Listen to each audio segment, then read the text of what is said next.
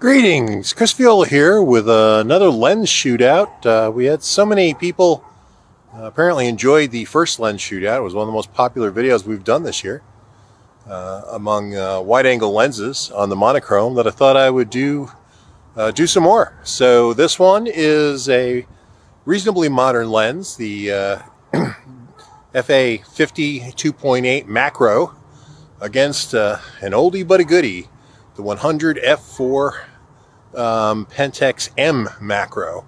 Obviously the Pentax M from back in the days around the M series, like the MX and the ME Super, is a manual focus lens.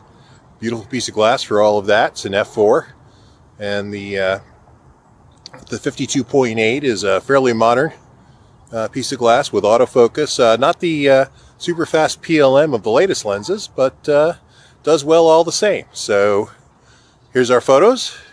Take a look. I've shot them at both whatever's the widest aperture available and f5.6 to give you some idea of what the glass can do in a couple of different conditions. Hope you enjoy these photos. Have a great Pentaxian week.